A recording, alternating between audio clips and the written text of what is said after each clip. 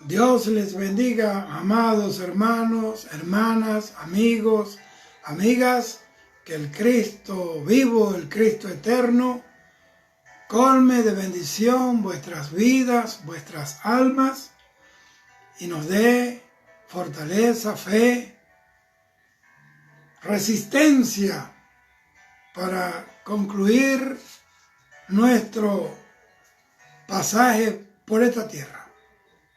Gloria a Dios, gracias a Dios por esta oportunidad.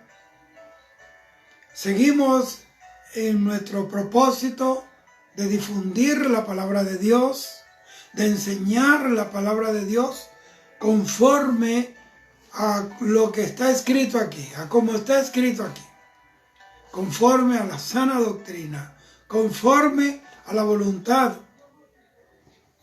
inquebrantable de Dios. La voluntad de Dios es la santificación de su pueblo. La voluntad de Dios es que los hombres sean salvos a través de la fe en Jesucristo. Eso es todo. Así que hoy vamos, como le dije temprano, yo lo anuncié, que vamos a tener hoy un tema muy importante, un tema muy sugerente en cuanto a la vida de la iglesia, la esperanza que los creyentes deben tener en su corazón vivo, esa esperanza viva, ese deseo ferviente de vivir para el Señor. Yo quiero leer, para dar inicio al tema, quiero ir al libro de Efesios capítulo 5, versículos 25 al 27, que dice así: en el nombre del Padre, del Hijo y del Espíritu Santo. Dice: maridos, amad a vuestras mujeres, así como Cristo amó a la iglesia y se entregó a sí mismo por ella. ¿Para qué? Para santificarla, habiéndola purificado en el lavamiento del agua por la palabra, a fin de presentársela a sí mismo una iglesia gloriosa, que no tuviese mancha ni arruga ni cosa semejante, sino que fuese santa y sin mancha. Gloria al Señor. Damos gracias al Señor por esta palabra tremenda, maravillosa, que acabamos de leer. El tema de hoy lo he intitulado La iglesia por la que viene Jesucristo. ¿Cómo es la iglesia por la que Cristo viene? ¿Cómo debe ser? ¿Cómo sabemos cuál es la iglesia por la que el Señor Jesús viene? Oiga esto. Tomando en cuenta esta porción bíblica de la epístola de Pablo a la iglesia de Éfeso, vamos a ir moviéndonos. La palabra, la enseñanza, el mensaje está fundamentado en esa porción que acabamos de leer. El Señor se dirige a los efesios, a los cristianos de Éfeso, usando la figura del esposo que ama a su esposa hasta tal punto de poner su vida por ella, de morir por ella, si fuese posible. Un esposo y una esposa son una sola carne. Son dos personas distintas que decidieron caminar juntos. Eso es lo que somos con Jesús. Somos dos personas distintas, pero nosotros hemos decidido. Nosotros pusimos la voluntad, el Señor el llamado. Él nos llamó, pero nosotros decidimos si lo seguimos o no. Entonces, así como una pareja, un esposo y una esposa son una sola carne, asimismo somos nosotros con Cristo, somos uno solo. Pablo, apóstol, lo dice en 1 Corintios, capítulo 6, en el versículo 17 dice, pero el que se une al Señor, un espíritu es con él. Óigame, cuando una persona está unida al Señor, ya es un espíritu con él. Se hace uno con él. El esposo siempre viene para estar con su amada esposa.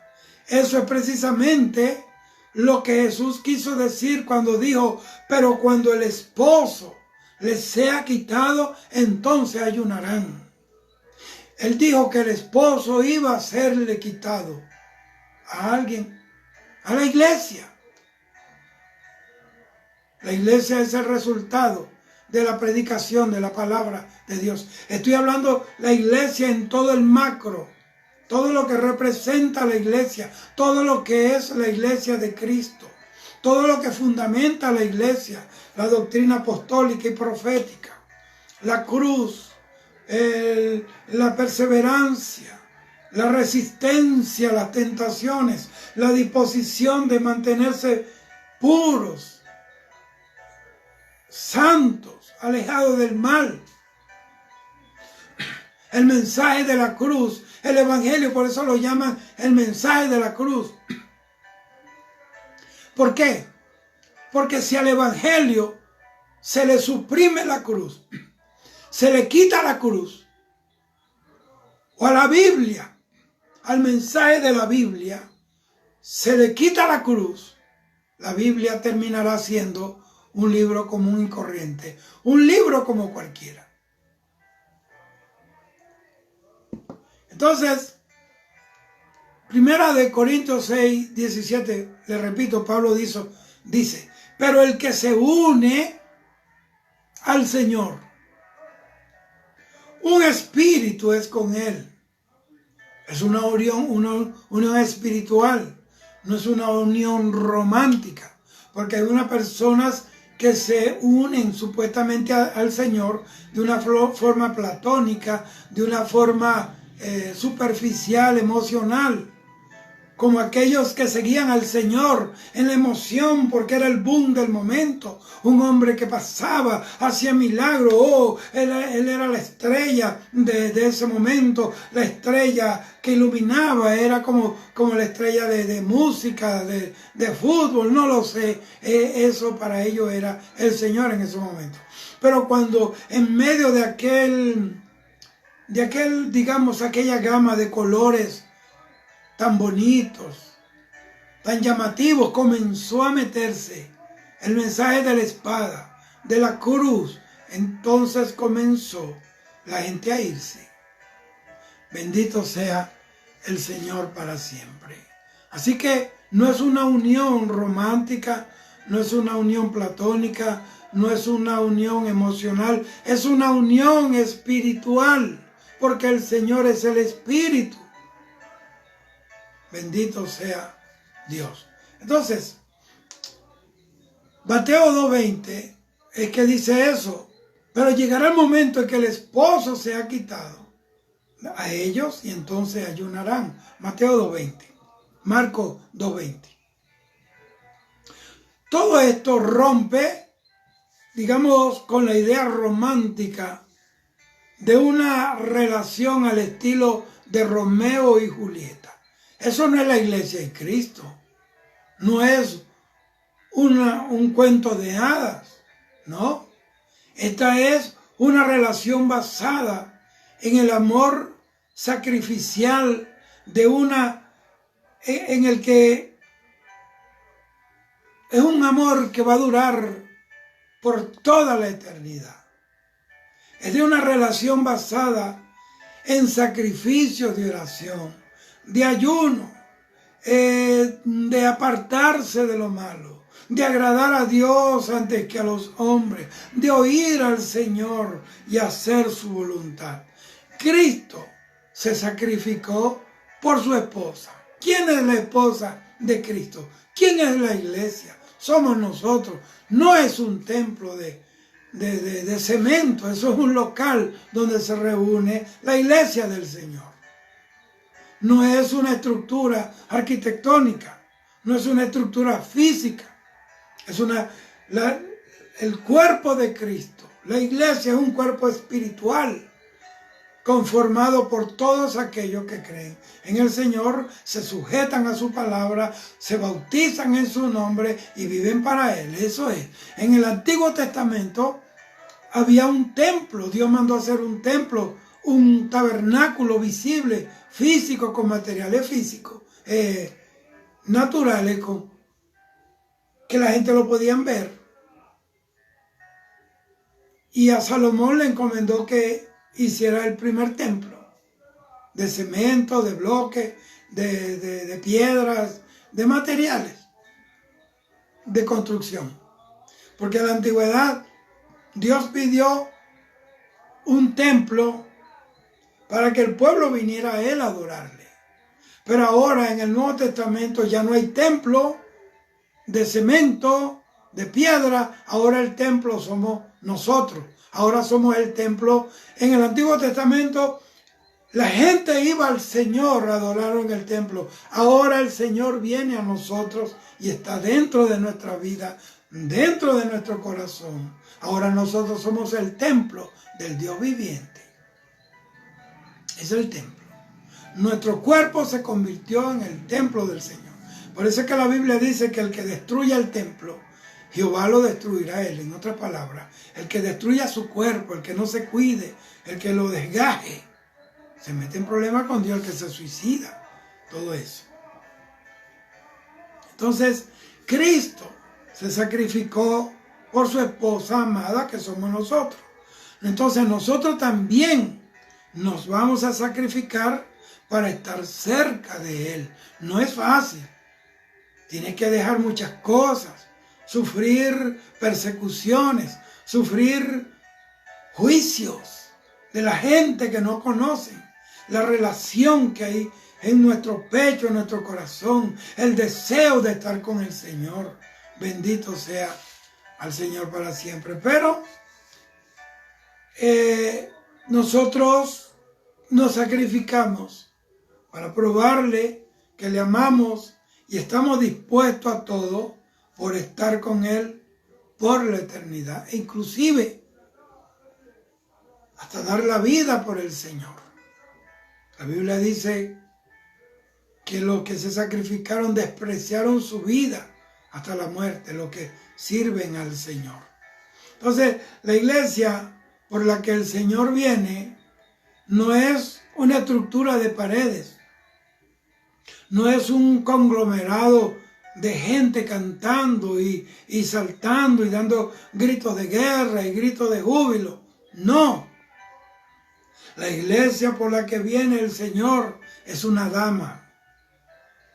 Es una esposa pura, fiel, que solo vive para su esposo, que no coquetea con otro, que se pone el aro de matrimonio, que señala la sortija de compromiso, que no acepta ninguna proposición de otro esposo que no sea Jesucristo.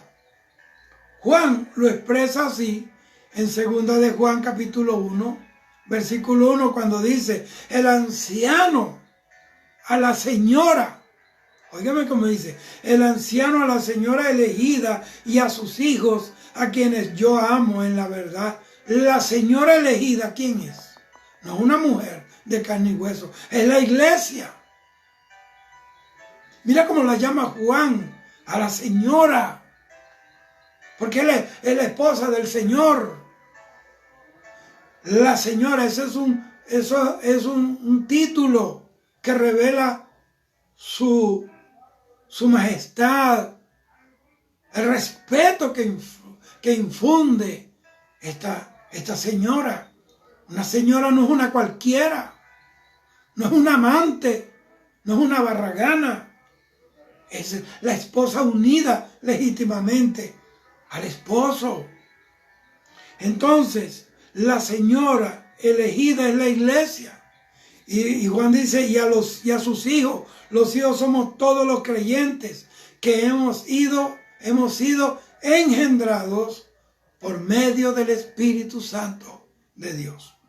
Como dice la Biblia, que no fueron engendrados por voluntad de varón, sino por el Espíritu Santo.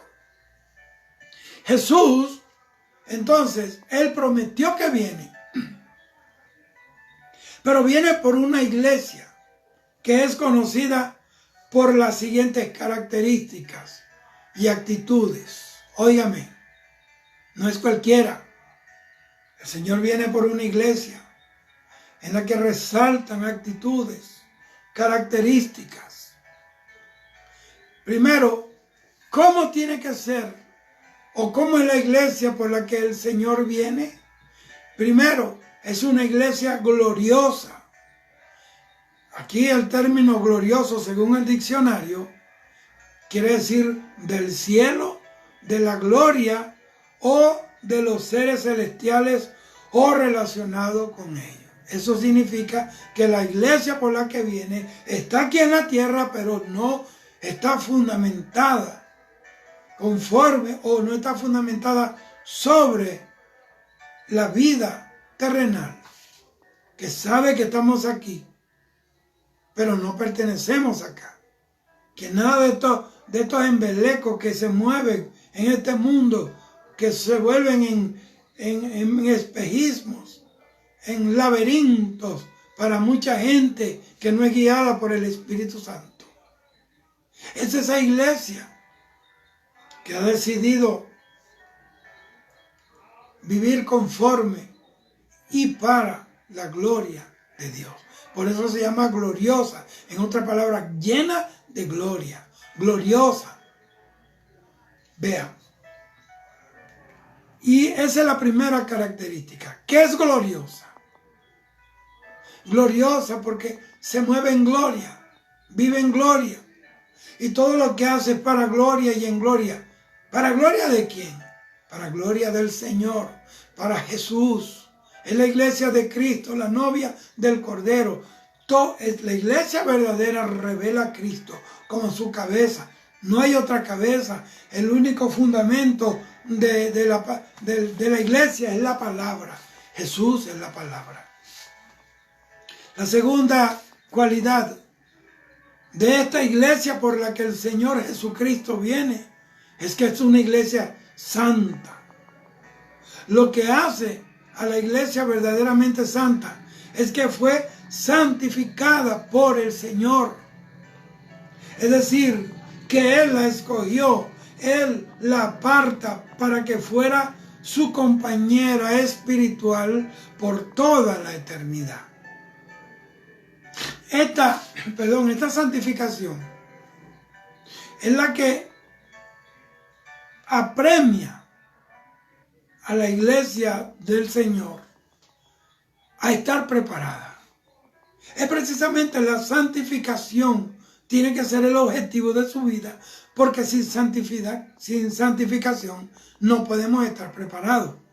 Entonces, como esas 5 vírgenes prudentes que esperaban al Señor, si usted es prudente, tiene que esperar al Señor. Pero si él es prudente verdaderamente, no solamente esperarla, sino que tiene que estar preparado para recibirlo. Entonces, estas 5 vírgenes prudentes que esperaban al Señor, mantuvieron sus lámparas encendidas. Número 1, sus lámparas encendidas. Y número 2, que tenían aceite para reabastecerse. Porque llega el momento, hermanos, que a nosotros se nos acaba el aceite. Va menguando. El aceite, los niveles de aceite van bajando. Por eso tenemos que revisar nuestra copa. Tenemos que revisar nuestras lámparas. Tenemos que hacerlo. Y como uno toma en la mañana el vehículo, el carro, y le mide el nivel del aceite, asimismo nosotros tenemos que medir conforme a la palabra el nivel de nuestro aceite. Y si nos falta aceite, tenemos que suministrar el aceite. Tenemos que tener el aceite. Bendito sea Dios para siempre. Entonces, Esa es la segunda cualidad de la iglesia por la que Cristo viene. Una iglesia gloriosa. La segunda cualidad es santa. Lo tercero es una iglesia sin mancha y sin arrugas, según dijo Pablo aquí a la carta de Éfeso, de Efesios.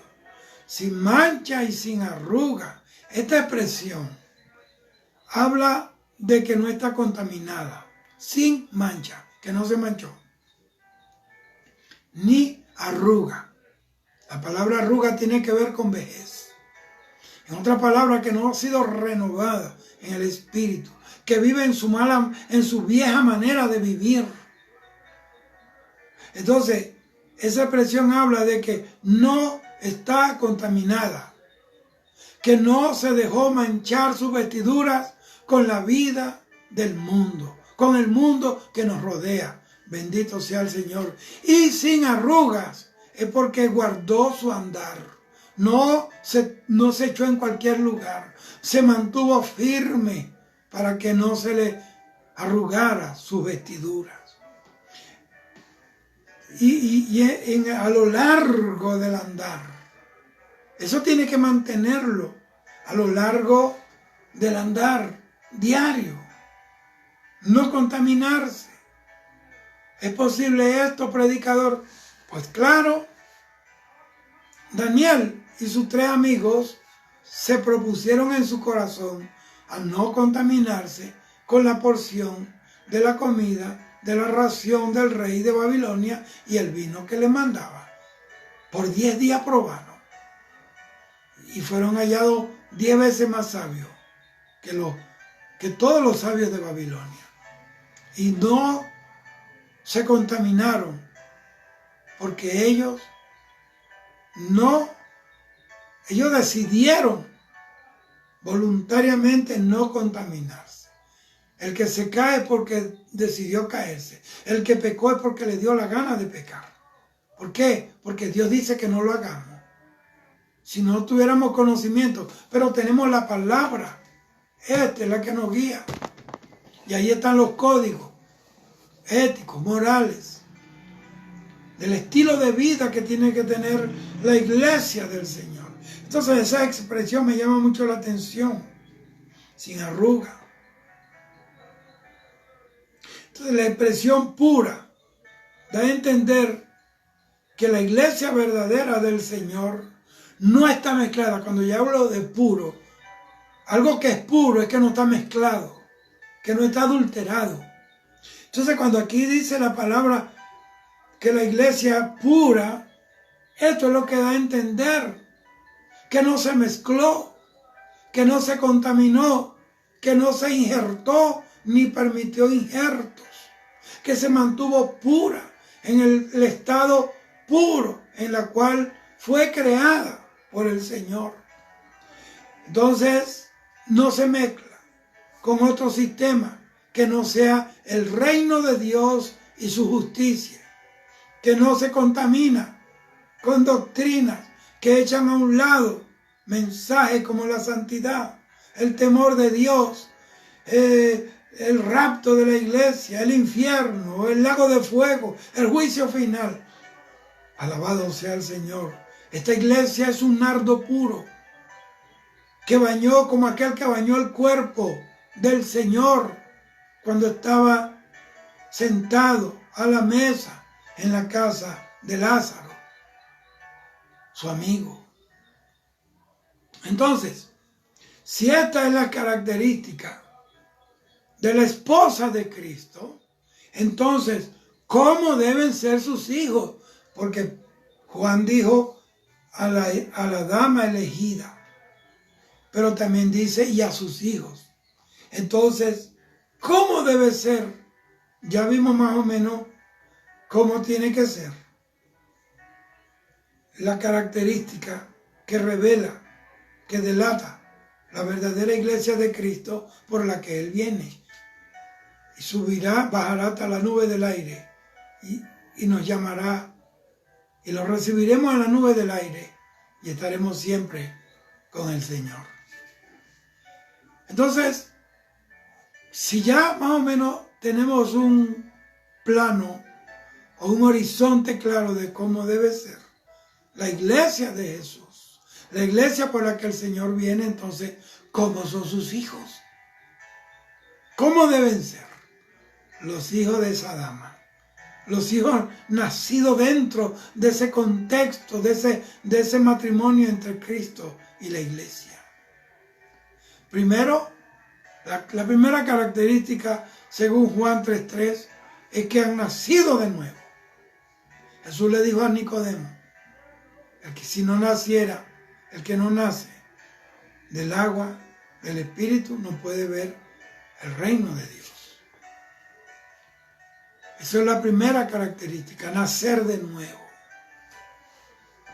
¿Por qué tenemos que nacer de nuevo? Porque el viejo hombre es inservible.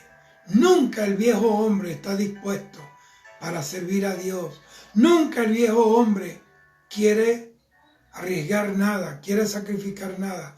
Nunca el viejo hombre vendrá al llamado del Señor. El viejo hombre resiste a Dios. Y hay una lucha entre el viejo hombre y el nuevo hombre. La nueva criatura engendrada por el Espíritu Santo, que está dentro del mismo vaso. Por eso hay una guerra. Mire, cuando nosotros no tenemos a Cristo, tenemos un problema. Que nuestra carne, nuestro hombre viejo, nuestro hombre interior, que está caído, viciado, como dice la palabra, el hombre que está viciado en el pecado, no puede caminar con Dios, no obedece a Dios. No le interesa nada que tenga que ver con Dios. Pero cuando esa persona viene al Señor, el Espíritu Santo opera el nuevo nacimiento y ahora tenemos la naturaleza nueva, la creada por el Espíritu según Dios. Entonces hay ahora que en vez de un problema tenemos dos, porque ahora tenemos dos naturalezas dentro de nosotros. Tenemos el viejo hombre y el nuevo hombre. El viejo hombre nos quiere regresar a la basura de la cual Dios nos sacó un día. El viejo hombre te quiere llevar de nuevo atrás, como la cerda que vuelve al fango, como el perro que vuelve al vómito. Te quiere volver atrás al mismo pecado del cual tú saliste. No fue que saliste, Dios te sacó.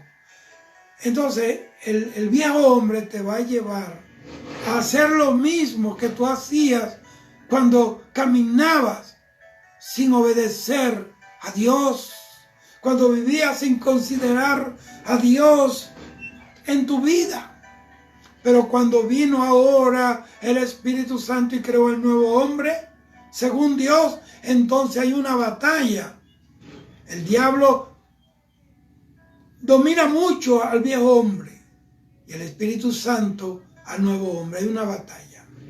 Y ninguno de los dos quiere que este haga lo que quiere este, ni este. Hay una batalla continua. Pero hay un elemento añadido y se llama la autoridad de Dios.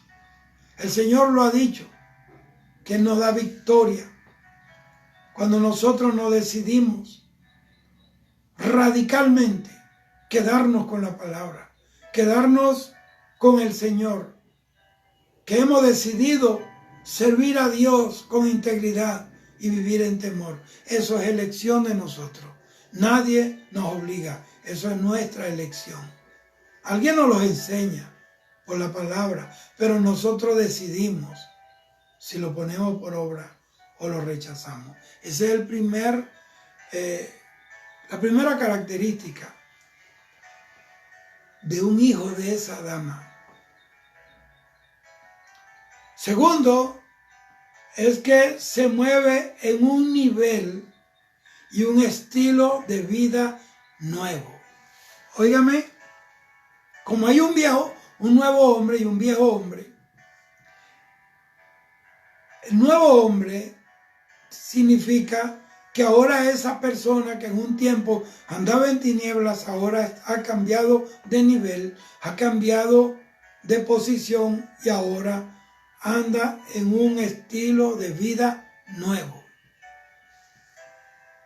Segunda de Corintios 5:17 dice, de modo que si alguno está en Cristo, nueva criatura es. Las cosas viejas pasaron y aquí que todas son hechas nuevas. Aquí el griego en que fue escrita la palabra nueva criatura, esa expresión es una raza nueva que nunca existió, pero que ahora existe. Entonces, se mueve en un nivel y un estilo de vida nuevo, diferente, que agrada a Dios.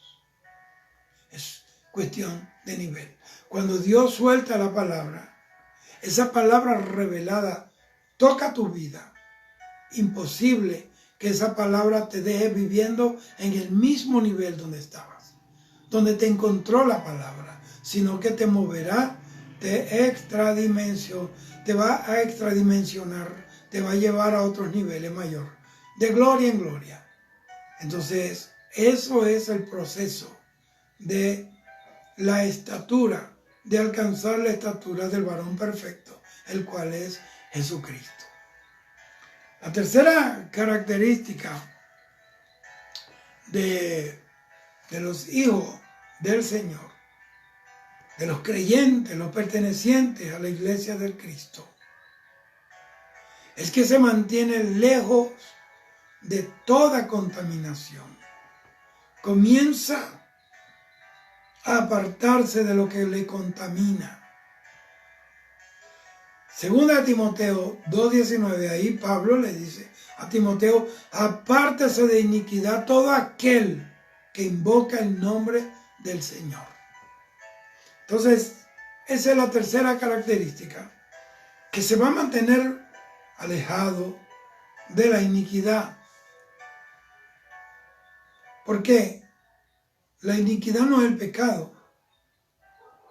La iniquidad es lo que te mantiene amando el pecado. El pecado es la obra ya consumada de rebelión y de desobediencia a Dios y a su palabra. Pero la iniquidad es la raíz, es la que produce esos frutos de pecado. Por eso se tratan diferentemente en la Biblia, porque hay una diferencia entre pecado e iniquidad. El pecado es el hecho consumado, pero la iniquidad es la esencia, es lo que es la raíz de todo mal. Lo cuarto es que se mantiene irreprensible en su vida, en su manera de vivir, y eso de una manera integral. Primera de Tesalonicenses 5:23, Pablo dice: y el mismo Dios de paz os santifique por completo. Óigame, por completo. Y todo vuestro ser, espíritu, alma y cuerpo sean guardados irreprensibles para la venida de nuestro Señor Jesucristo. Pero ¿quién tiene que guardarse? Usted y yo. Irreprensibles para la venida del Señor. Quinto, la quinta característica de un miembro de la iglesia por la que Cristo viene es que aman su palabra y esta es su alimento. Mateo 4:4, Jesús dijo a Satanás: no solo de pan vivirá el hombre, sino de toda palabra que sale de la boca de Dios. Y en Juan 4:34, Jesús le dijo a sus discípulos: Maestro, no has comido, come. Mi comida es que haga la voluntad del que me envió y que acabe su obra. Mira cómo dijo: mi comida es que haga la voluntad del que me envió. En otras palabras, ese era su alimento. Hacer la voluntad de Dios y que acabe su obra. Dios no quiere obras inconclusas. Dios comenzó una buena obra en tu vida y la va a perfeccionar hasta el fin, hasta el día de Jesucristo. Y nos alimentamos de la palabra. Y esa palabra nos da autoridad, nos da crecimiento, pero sobre todo nos da fe. Óigame. Las tribulaciones que vienen, claro que van a venir. Persecuciones por un tubo y 7 llaves, como dicen en Puerto Rico. Pero es que la tribulación, las pruebas, las dificultades es el alimento de la fe. La fe se alimenta con eso. Porque es muy fácil tener fe cuando todo está bien, cuando todo el mundo te abraza y te besa. Precisamente tu fe crece con esto. Las pruebas, las luchas son el alimento de la fe. Y mira como dice, mi comida, no era que no tenía hambre, él tenía hambre, era mediodía casi. Y estaba en el pozo de Jacob, ahí sentado, cuando llegaron ahí a Samaria. Casi mediodía llegaron. Me imagino que no habían comido. Y los discípulos le dicen, come maestro, come. ¿Y sabe qué dijo Jesús? No. Mi comida ahora es lo que verdaderamente alimenta mi alma. Es que haga la voluntad del que me envió. Esa es otra característica añadida en este renglón, o en esta característica. Es que hace su voluntad. En otras palabras, para hacer la voluntad de Dios hay que ser obediente. Porque si no obedecemos, nunca podemos hacer la voluntad de Dios. La voluntad de Dios nos lleva a ser santos, porque la Biblia dice que la voluntad de Dios es nuestra santificación. Entonces, mi voluntad es que haga la voluntad. Mi comida es que haga la voluntad del que me envió. Ni siquiera dijo del Padre, sino del que me envió. Ya ellos sabían a quién se refería. Porque dentro de la vida espiritual hay palabras que se entienden, que no hay que estar conceptualizando, ya usted la entiende por el Espíritu. Y que acabe su obra. Hay gente que se fueron de esta tierra sin ni siquiera empezar la obra por la que un día nacieron. Y si la comenzaron, se murieron sin concluirla. Ese es el problema. Que tenemos que terminar la obra de Dios. Concluya, cierre ciclos. No deje ciclos abiertos. No deje ciclos sin concluir. Cierre ciclos. Hay cosas que tú tienes que cerrar. Hay ciclos que tienes que cerrar para poder avanzar e ir cumpliendo esa gran agenda del Espíritu Santo de Dios para tu vida. Lo sexto es que aman la venida del Señor. Hay gente que ni siquiera habla de la venida de Cristo. Como que cualquier cosa. Espera más un carnaval, un fin de semana, diciembre, espera más Semana Santa, espera más las vacaciones que a Cristo. Mira lo que dice. Aman su venida. Segunda de Timoteo 4:8 dice, por lo demás, me está guardada la corona de justicia, la cual me dará el Señor, el juez justo, en aquel día. Y no solo a mí, mire cómo es, y no solo a mí, sino también a todos los que aman su venida. Bueno, para amar la venida del Señor hay que estar preparado. Porque ¿quién va a querer que el Señor venga si no está preparado? Porque sabe que se va a caer, se va a quedar en la tribulación. Por eso tú que me estás oyendo, si no estás preparado, prepárate. Tienes que amar su venida. Y para amar la venida del Señor, no es de boca. Es que tú tienes que tener una vida íntegra para poder amar que venga el Señor. Bendito sea el Señor. Séptimo, esas personas están llenos, estos hombres, mujeres, están llenas del Espíritu Santo.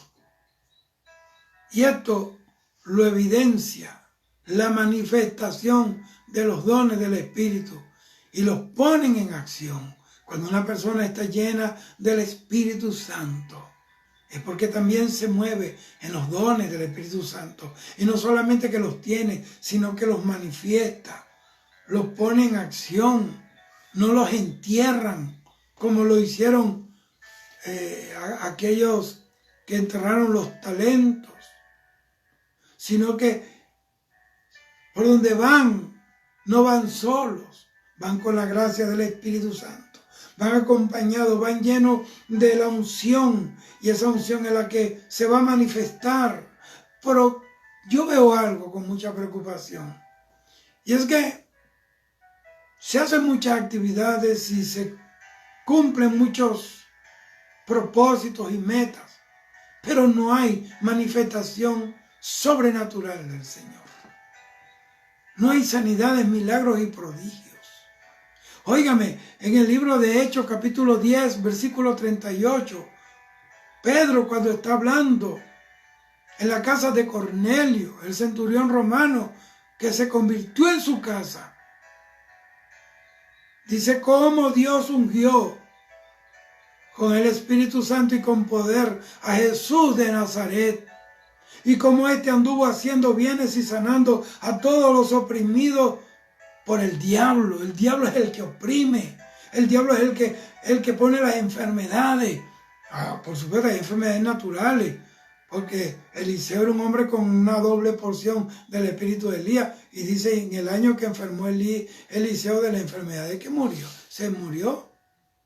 Pero escúchame, hay enfermedades que son por obra del diablo, hay enfermedades que son por obra de demonios, hay enfermedades que vienen directamente ligadas a una obra satánica, vudú, brujería, o por obra del diablo.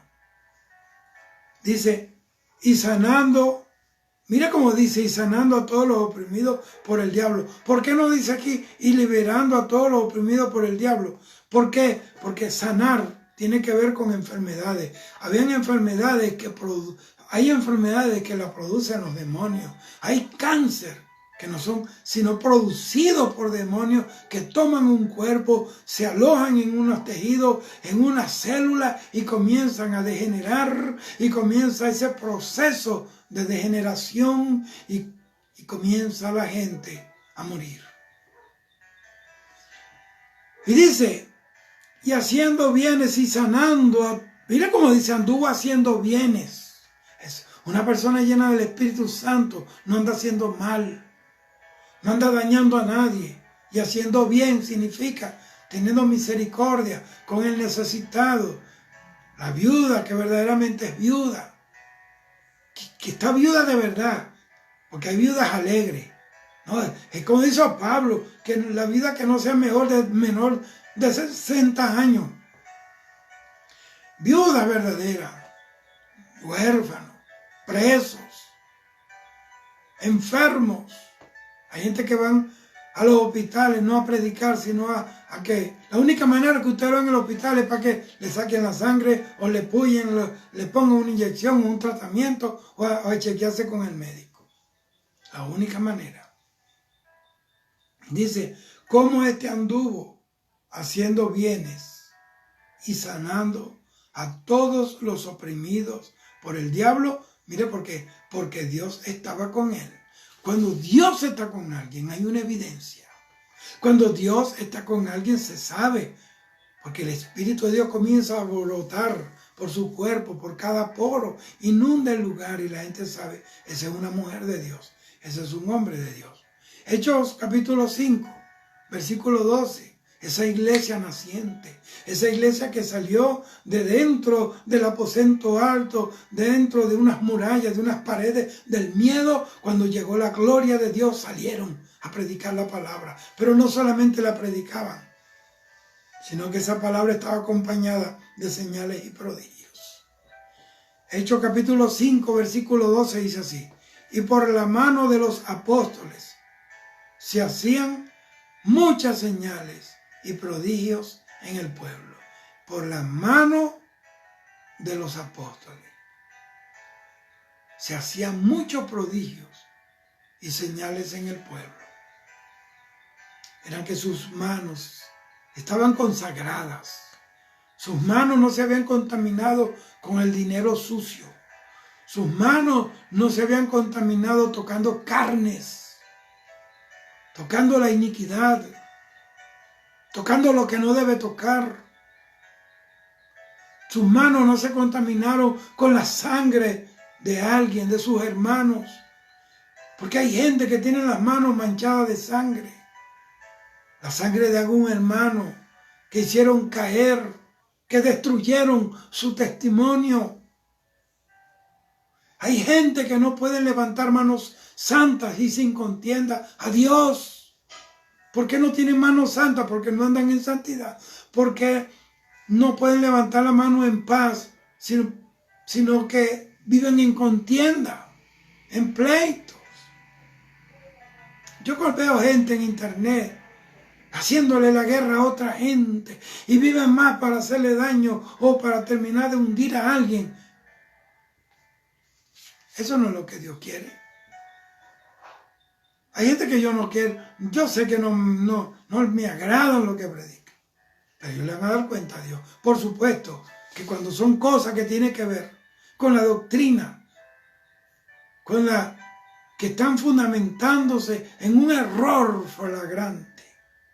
Pero hay gente que están dando malos ejemplos, que están proyectando un evangelio falso, un evangelio en su apariencia, mujeres mal vestidas, mujeres que los creyentes no saben si salir al cielo o invitarla para irse por ahí a bailar. Porque hay gente que no se cuida en su apariencia. Yo no estoy hablando de vivir para los demás. Estoy hablando de cuidarte para el Señor. Porque tú no eres soltera. Tú no eres la iglesia solterona. No, tú no eres una dama de compañía del Señor. Tú no eres una dama VIP. Tú eres la novia santa del Cordero. Santa, pura, que no te contaminas. Entonces, por supuesto, hay gente que lo que están es predicando puras motivaciones. Y usted nunca los oye hablando de que Cristo viene, de que el Señor está a la puerta y que viene por una iglesia santa.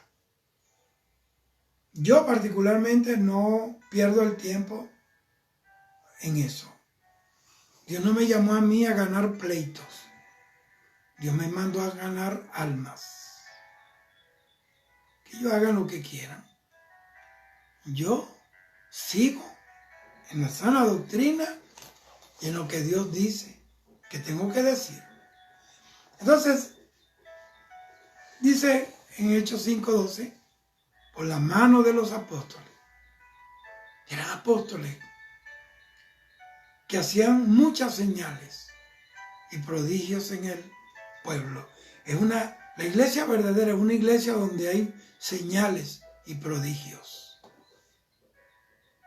Así que vamos con el octavo rasgo, la característica 8 de la iglesia verdadera, de los verdaderos creyentes que pertenecen a ese cuerpo místico de Jesús, a esa iglesia por la que el Señor viene. Es que se purifican a sí mismos, sin esperar que otros hagan en ellos lo que ellos saben que tienen que hacer. Ahí dice, Señor, quítame el cigarrillo, Señor, y tiene una caja de cigarrillo aquí, una aquí en la oreja, una en la boca, y otro que casi que la prende también. Entonces, ¿cómo es eso? Huye. Tú tienes que poner tu voluntad, tienes que poner el empeño y decidir a purificarte. Tú no puedes esperar que otro lo haga por ti, porque tú sabes lo que tienes que hacer. Tú sabes dónde te aprieta el zapato. Tú sabes dónde tienes la cojera. Tú sabes de qué pie tú estás cojeando. Tú no puedes esperar que otro haga lo que tú tienes que hacer por ti. Como cuando a Lázaro lo sepultaron. pusieron una piedra. Ellos no podían esperar que Jesús viniera a jalar la piedra, no. Él dijo, quiten la piedra, ustedes la pusieron, quítenla ustedes. Después que ustedes quiten la piedra, yo resucito al muerto. Pero ustedes hagan una parte y yo hago la mía.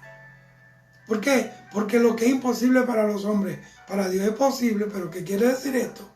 En un contexto tácito, que lo que es imposible para el hombre, que lo haga el hombre. Todo no se le puede dejar a Dios. Eso es sacar lo precioso de entre lo vil. Tú sabes dónde está lo vil y dónde está lo precioso. Aléjate de lo vil. Oh, gloria al Señor. Mire, el alma del hombre es lo más precioso que hay. Es el tesoro que Satanás quiere.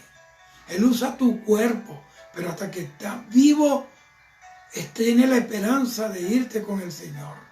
Pero una vez que te muere tu alma, ya tiene un dueño. Por eso es que la Biblia dice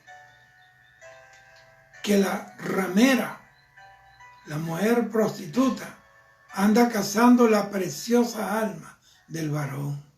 O sea, ella sabe que el alma es preciosa, tiene un precio. El alma que pecare, esa morirá.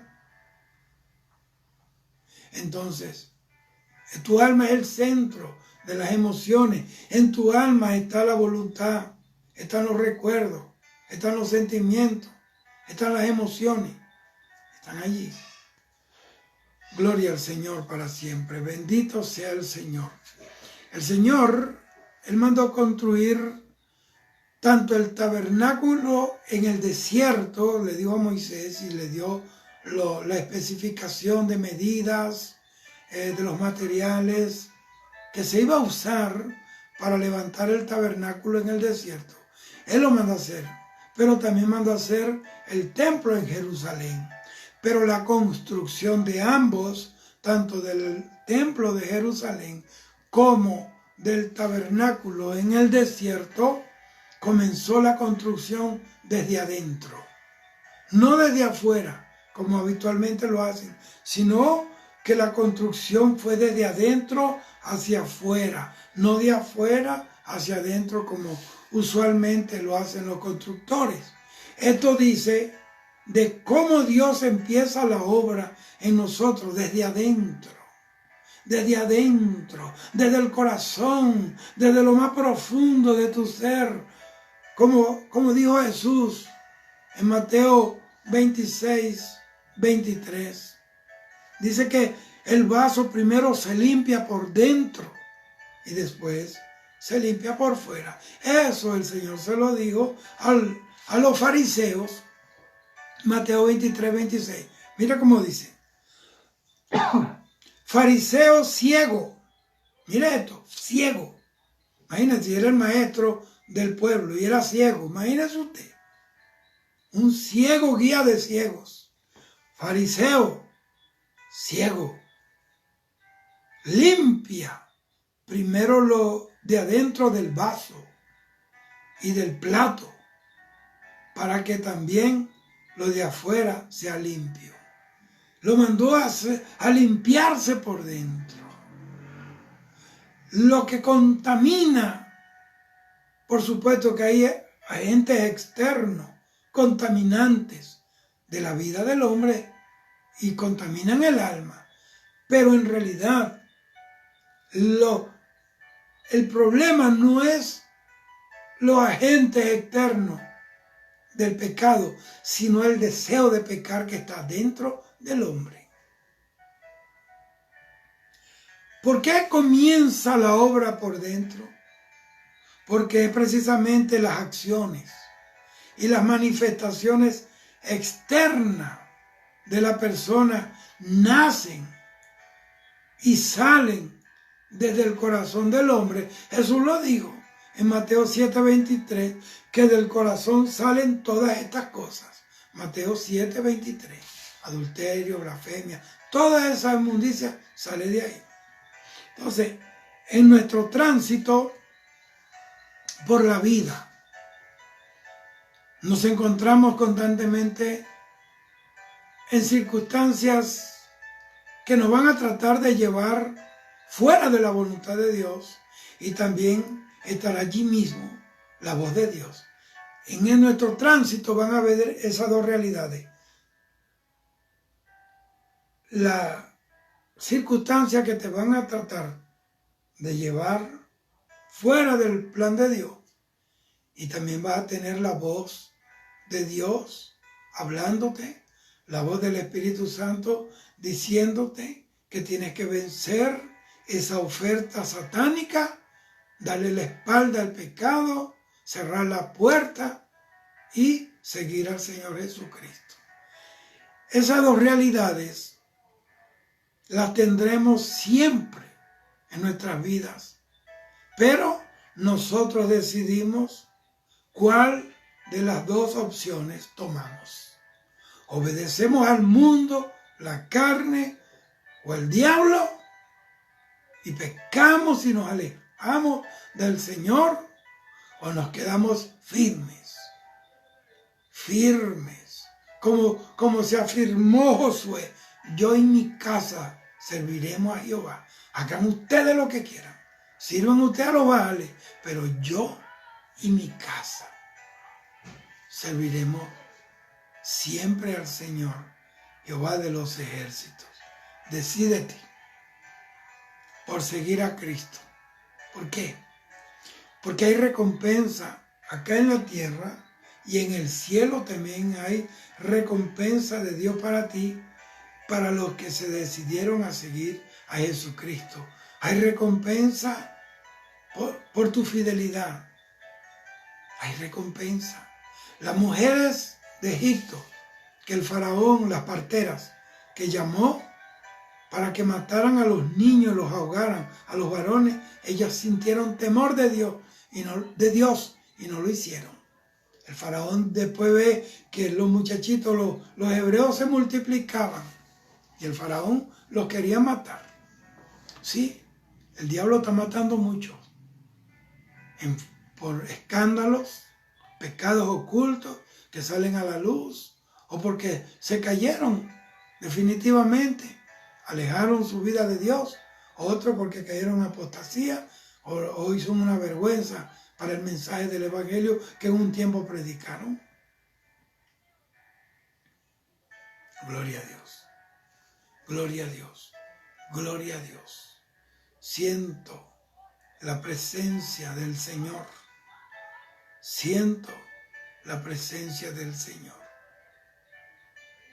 Hay muchos que fueron asesinados por las parteras diabólicas, que fueron asesinados.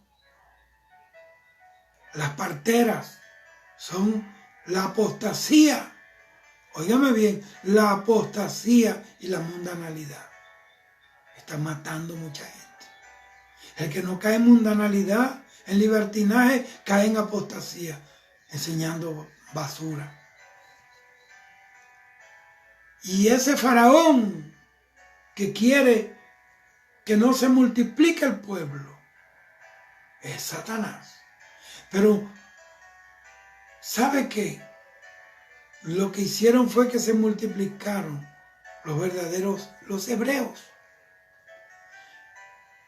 Por unos que están cayendo, Dios está levantando multitudes de hombres y mujeres fieles al Señor. Porque el diablo hace su obra, Dios hace la de él. Y la obra es excelente. Así que he llegado al final de esta, yo diría más bien como un consejo, una enseñanza que te va a llevar a la reflexión, que te va a llevar al encuentro con el Señor, pero partiendo desde el principio de mirarte a ti mismo, encontrarte a ti mismo, y puedas ir a la presencia del Señor como tú eres. Como tú eres. Tú no puedes llegar nunca al cielo tratando de ocultar lo que tú eres. Tenemos que ir tal cual somos. Bendito sea el Señor. Si estamos fríos, estamos fríos.